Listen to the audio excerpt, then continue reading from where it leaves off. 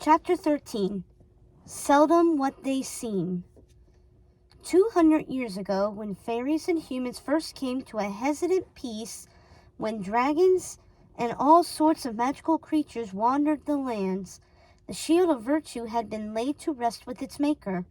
The tomb of the great blacksmith Amos was deep in the spruce-speckled foothills of northern Altor, and though the location was well known, few had tried to take the shield. The hike through the hills was difficult. The paths, lined with crumbling ruins overgrown with moss and foggy green sages. Irises dark as dusk spotted the forest floor. It was Amos, though, who kept adventurers away. Metals sang beneath their hammer. There was no metal they couldn't work and no artist's eye they couldn't draw. But when the war reached their city, they stayed behind.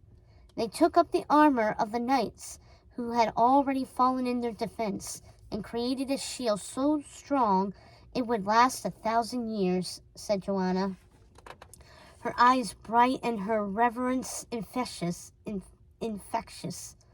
They died helping the last people get out of the city, but refused to stay dead and remained to keep anyone from following the survivors.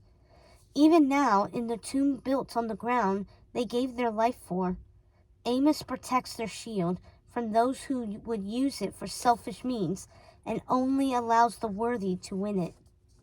And that's definitely not me, muttered Philip. Yet Philip was the keystone of their plan. An hour earlier, Frike had transported them all south of the tomb using her shadow. She had scouted the area the night before and noticed nothing. A blessing, since the thick bramble and mist kept them from seeing more than an arm's length before them. Their plan for the shield was unnervingly simple, and worse. Philip would be facing Amos alone. He would attempt to win the shield from Amos fairly, passing whatever test they gave, and the others would intervene only if they didn't work. If it didn't work, or if it didn't, they would have to steal the shield and escape. Unlike Amos, they could teleport. And then they'd only have to look over their shoulders for Amos forever. Hush, whispered Eris. You don't know that. Your reasons for needing it are quite noble. The fairies were fluttering behind Philip and Joanna, utterly silent as they glided through the fog.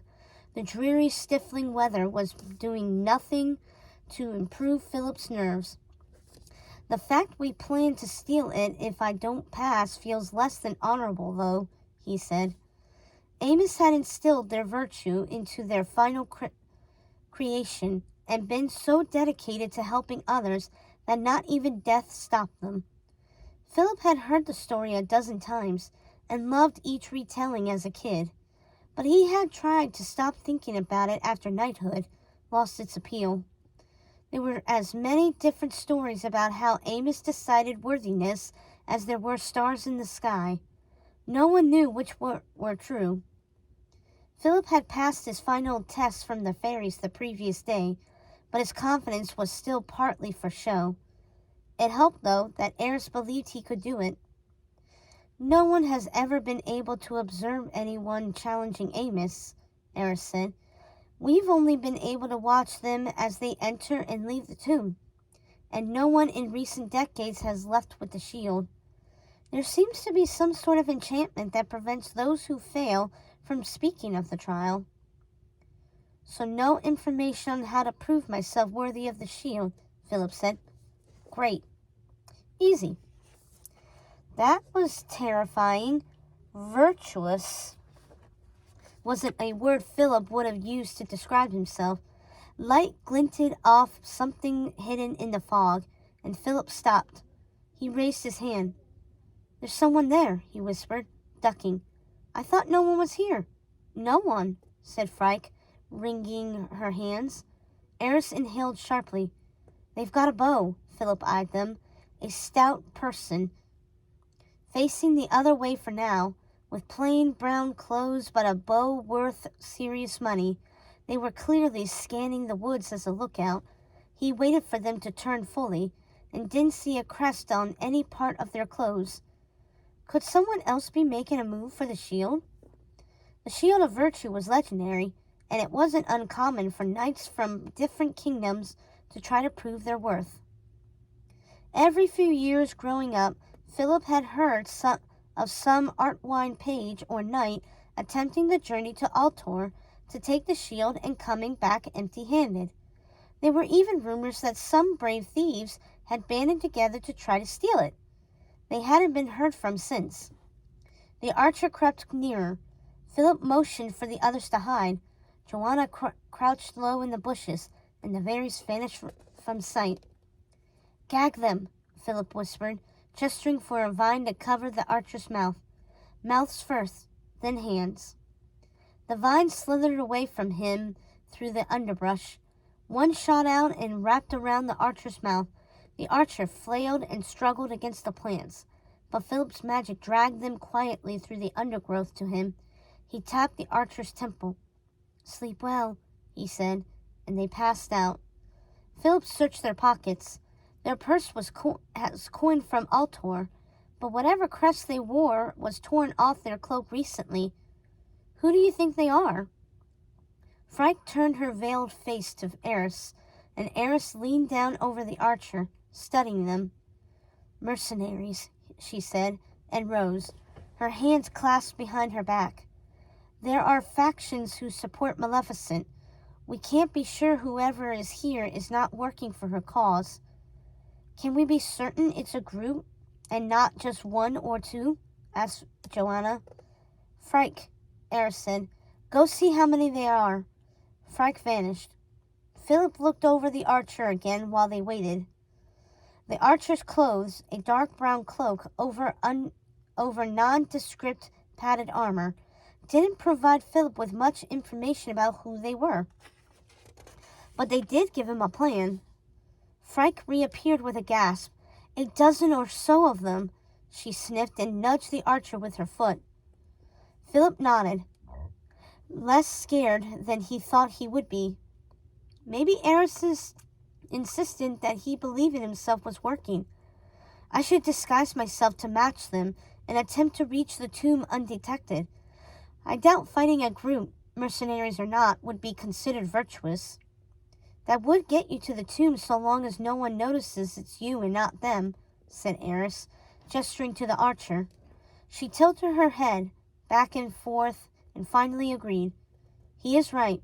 We cannot even get near the tomb given the protections against fairies, so his winning the shield outright is our best chance at getting it."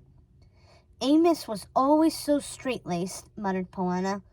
"We will ensure that the mercenaries do not return and enter the tomb. We can draw them away like we did old Barnaby." "It would be better if we didn't fight them," said Joanna. "There are plenty of myths about the area being haunted and Amos using magic to keep people away. We could scare them?"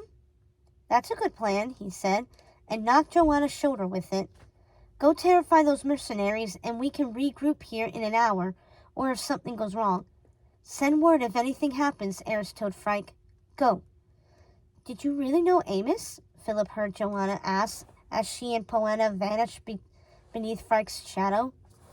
Philip knelt next to the fallen archer and started undoing their scarf. Eris laughed.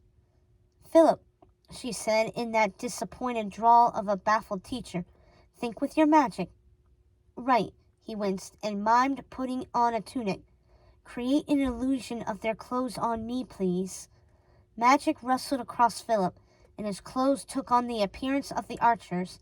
Philip grabbed the archer's bow and quiver. "Excellent! Let's get you to the tomb." Eris nodded for Philip to move and walked ahead of them. It was odd to hear her footsteps, but flying would have been too difficult in the dense forest. She hissed. Philip froze. "What's wrong?" "Clover," she said, shaking off the hem of her yellow dress.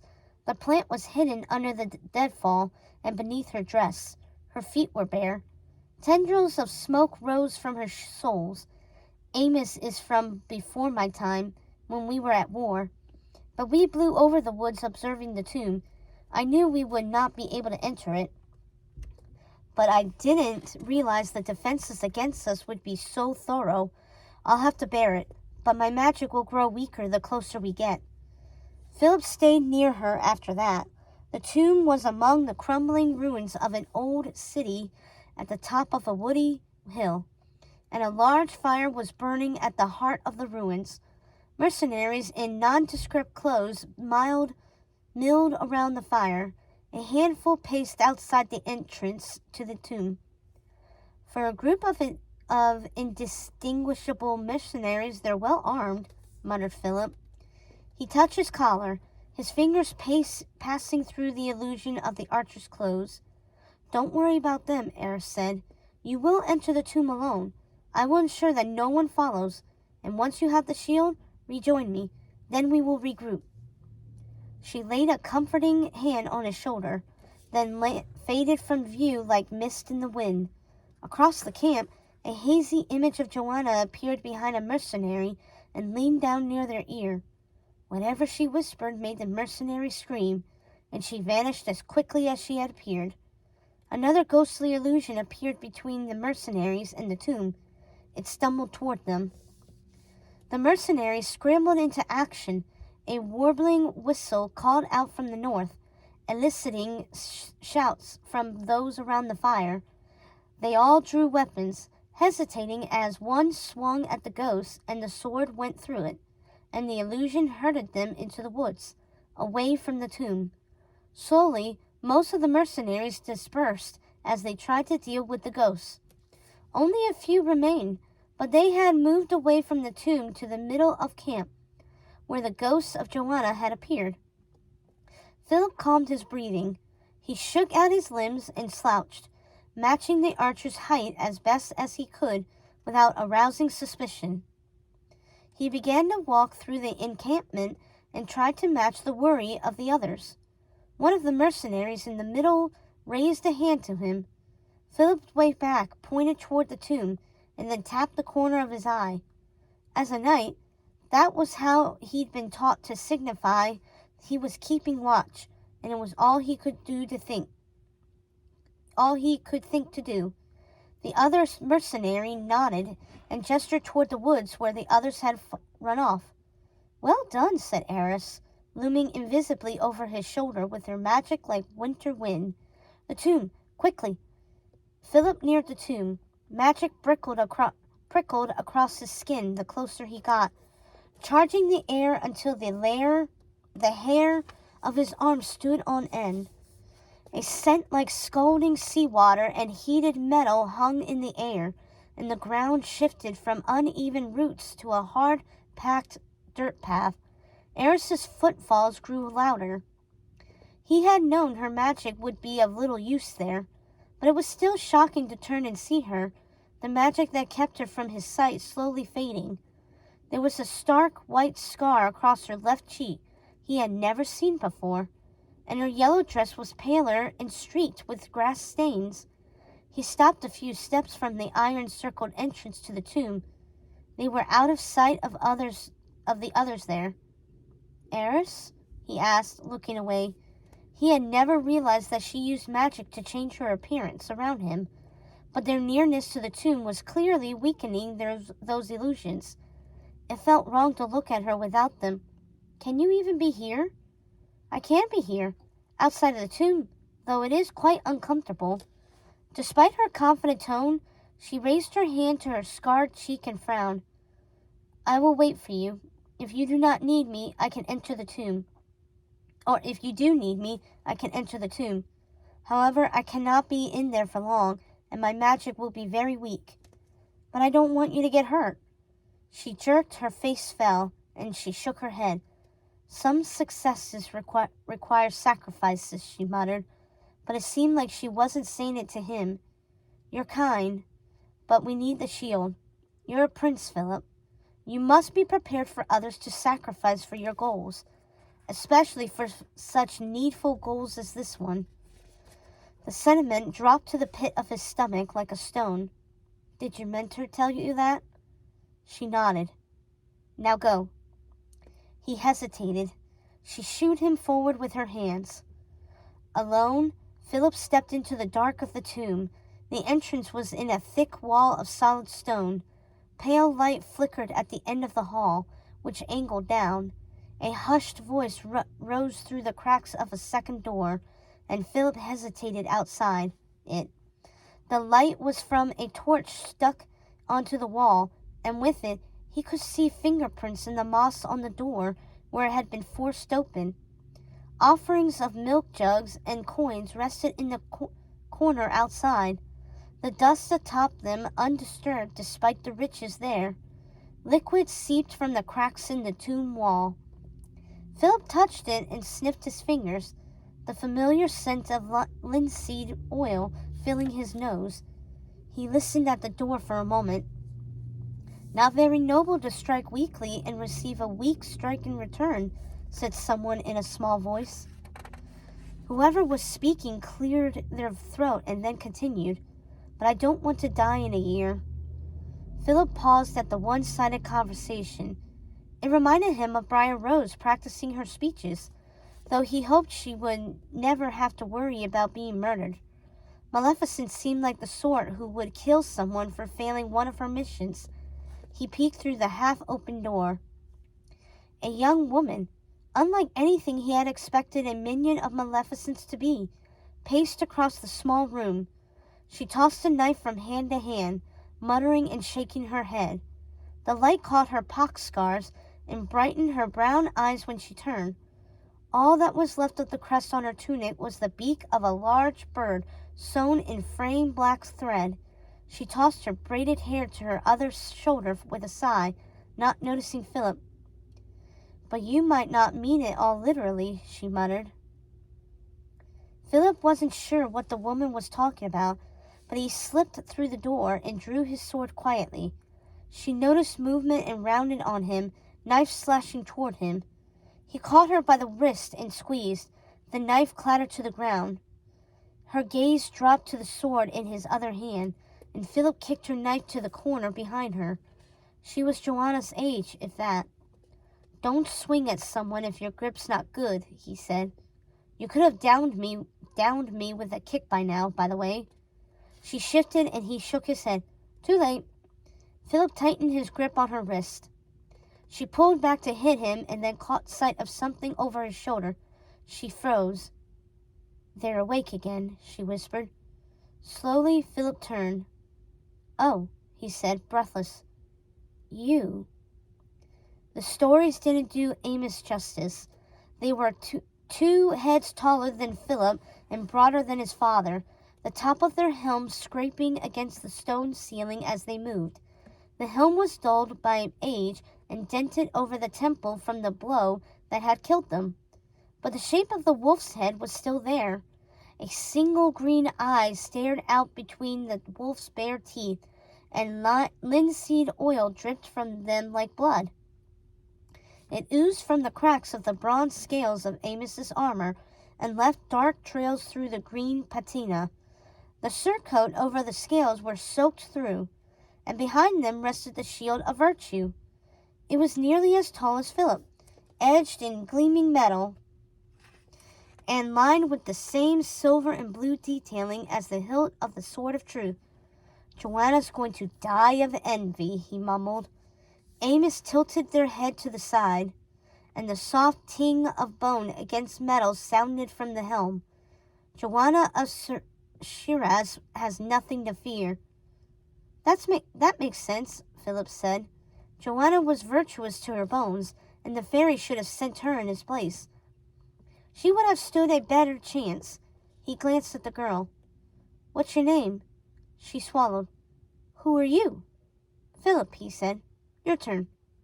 "Brenna," she said, and frowned, looking over her shoulder toward the door. "You can't have the shield. I got here first." "I don't think it matters which of us got here first. I'm taking the shield." "You can't just take it." She seemed so offended by the prospect of his not knowing something that she forgot to try to pull her wrist away. "You have to earn it. It's a beheading game, but you're not noble at all." "I've been saying that for years."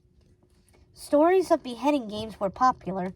The knight was forced to strike a blow against an immortal opponent that would be returned in kind eventually. Was it nobler to behead the opponent and meet your own beheading with grace? Or was it better to give them a weak wound and then be scratched in return? It was nobler to fight truly and with full effort, striking a mortal blow as would be required in a real duel, than to fight well and only wound the opponent. The truly brave and virtuous met death with honor, or something. Joanna probably understood and explained it better. Philip didn't get it at all. He dropped her hand and raised his sword. "Don't move." She swallowed. "Fine. When you fail, I'll have my turn." Philip kept Amos in the corner of his sight. It felt wrong to turn his back on them. Even Philip knew that people didn't get turns in a beheading game. Once he played, he'd be locked into it, and Brenna was already losing by taking so long to consider. Amos, quiet and dripping, watched him. "A mirrored duel, is it?" asked Philip. "Is that what I have to do to earn it?" "No, that is not quite your game," Amos said, their voice sounding like a rusted lock being forced open. "You require a different test, Prince Philip." Brenna's eyes widened, and she gave Philip a look he couldn't read. Brenna's voice died with a strangled groan, and her head dropped to her chest. Philip spun to her and raised his sword, unease sweeping over him. Her limbs went limp, and then they jerked. Amos raised their arm and moved their fingers as if controlling a puppet. Brenna lifted her head. "A game befitting the puppet prince," she said, but the voice was not her own. It was Amos's. "Duel me, and whatever wound you grant to Brenna of Altar will grant to you in 1 year. But it is a wound you must grant, not mercy." Fear prickled across Philip's skin like lightning. This was not at all like the stories. Amos was supposed to be virtuous and honorable, but Brenna hadn't agreed to this. Some successes require sacrifices. Eris's words rang in his ears, but Philip wasn't sure he could do it. He forced himself to look away from Amos. Brenna took 3 steps back and picked up her knife. She moved with the ill grace of a freshly born deer, and she held the blade with a strength he was sure she didn't possess. It was an old style of grip, the sort used by fighters who had learned to parry attacks before armor was enough to defend a body. She beckoned him to attack her, but her eyes, so young and bright before, were lit by fear now. "No," said Philip. "She's not part of this." "You are the prince soon to marry her princess," Amos's voice came from Brenna's mouth. It didn't fit her, and all he could think of was how, like Briar Rose, she had been, working out her problems aloud. She has been part of this since she was born, as all subjects are a part of their ruler's choices. Brenna lashed out at him. He dodged her first blow, catching the second in the arm. The blade tore through his sleeve, but not his skin, and he knocked her knife away with a swipe of his sword. Philip shook his head. "This is not fair." "Your idea of fairness is not my concern," said Amos. "Accept or leave." "No." Philip stepped away and frowned when Brenna followed. "She's not you. I'm not hurting her to get the shield." Brenna lunged, her knife aimed for his ribs, and he twisted. Her knife ripped through where he had been. It would have slipped between his bones and into his heart. But as good as her aim was, she was too slow. Philip tapped his fingers to her temple and tried to put her to sleep as Frank had taught him. Brenna didn't so much as yawn. Philip backed away from her. Amos's presence must have negated his magic like it had Eris's. "Whatever wound you grant her, I will repay to you in 1 year." Linseed oil leaked from Brenna's lips. "Make your choice." Brenna swung again, her knife tearing through the air toward his neck. "If killing her is what gets me that shield, curse the shield," said Philip. Brenna's knife stopped a hair breadth from his throat. "Are you giving up? Running away?" Humiliation burnt in his gut. Not getting the shield would be as good as giving it to Maleficent if these mercenaries were working for her. Wasn't this what his father and tutors had always hammered into his head, that ruling required hard choices? If Brenna was working for Maleficent, she certainly wasn't a very good person. He tightened his grip on his sword. What was Brenna in the face of whole kingdoms falling to Maleficent? If this was Amos's test, did it mean that choosing to wound her was the honorable answer? If he made that choice, he'd be worthy of all the responsibility he'd been granted. He would finally be acting like the prince he was supposed to be. Brenna pressed the blade against his skin, drawing blood, and he grabbed her wrist again. "Have I wounded your honor, your highness?" Philip held her in place, horrified by how Amos's voice sounded coming from Brenna's youthful face. "My honor's not worth a life," he said. Then the words hit him. Philip had assumed Amos meant a literal wound, but people were wounded constantly in all sorts of ways. How many times had Philip's father wounded his heart with words instead of a blade? The king of Artwine was always going on about his errant son wounding his pride. A small spark of hope burned in Philip's chest. "Here's your wound. You lose, Brenna." He twisted her wrist and knocked the knife from her hand again, then backed her up to the wall. "I'm taking the shield out from under your nose, and you're not winning today. You're failing whoever sent you here. You're returning with hands as empty as your heart. You hear me? You lose."